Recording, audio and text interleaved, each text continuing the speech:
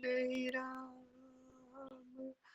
भूल जाना, सीता को साथ लाना, लक्ष्मण को साथ लाना, जब प्राण तन से निकले, इतना तो करना स्वामी, अब नाथ करी करुणा विलो कही, देहु जो वर मांगहु, जेहि जोनि जन्म कर्म बसता, राम पद अनुराग हूँ, ये तने मम सम बिले, बस कल्याण प्रद प्रभु लीजिए, गही बाह सुर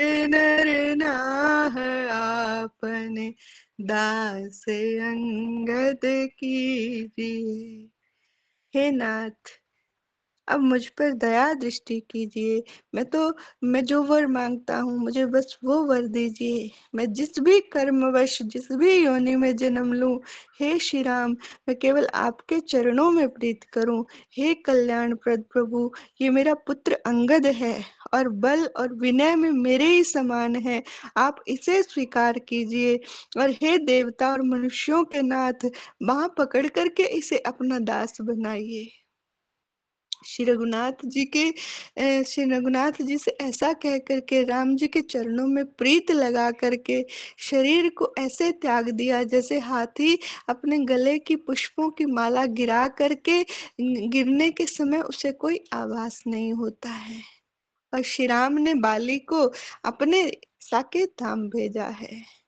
नगर के लोग व्याकुल होकर के दौड़े और तारा अनेक प्रकार से विलाप करने लगी।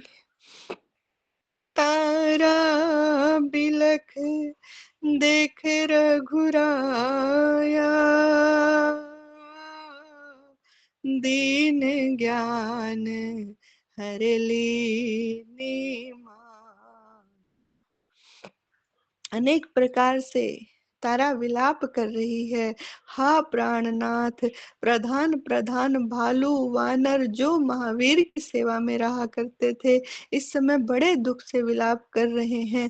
बेटा अंगद भी शोक में पड़ा हुआ है और उस समय वानरों का दुख में विलाप और अंगद का शोकोद्वार और मेरी ये अनुनय विनय भरी वाणी सुन करके भी आप जागते क्यों नहीं हैं? ये कह कह करके तारा रो रही है।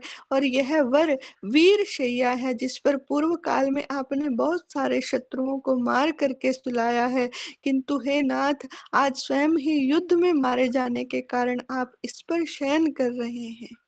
और जब प्रभु ने रोती हुई तारा को देखा, बिलखते हुए अंगद को देखा, तो दीन ज्ञान हर लीनी माया, भगवान श्री राम तारा से कहने लगे कि क्षिति जल पावक गगन समीरा,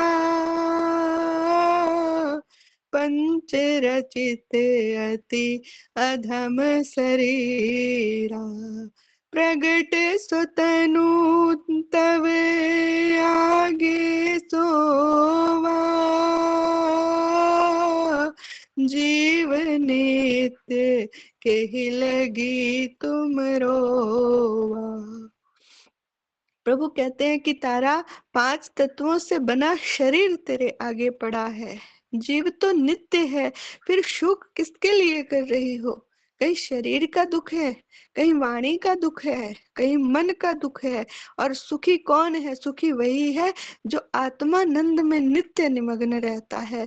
इसलिए हे तारा, जीवात्मा पुराने शरीर को त्याग करके नए शरीर में चला जाता है और इस कपड़े बदलने का तुम्हें दुख नहीं करना चाहिए। वासांसि जीर्णानि यथा विहाय नवानि गृह्णाति नरो पुराणि, तथा शरीराणि विहाय जीर्णास्य ययानि संयाति नवानि देहि। जैसे मनुष्य पुराने वस्त्र वस्त्र त्याग करके नए वस्त्र धारण करता है, वैसे ही जीवात्मा पुराने शरीर को त्याग करके नए भौतिक शरीर में प्रवेश करता है। और ये आत्मा, ये तो अविनाशी है, अजन्मा है, शाश्वत है, निर्विकार है, इसे कोई कैसे मार सकता है? केवल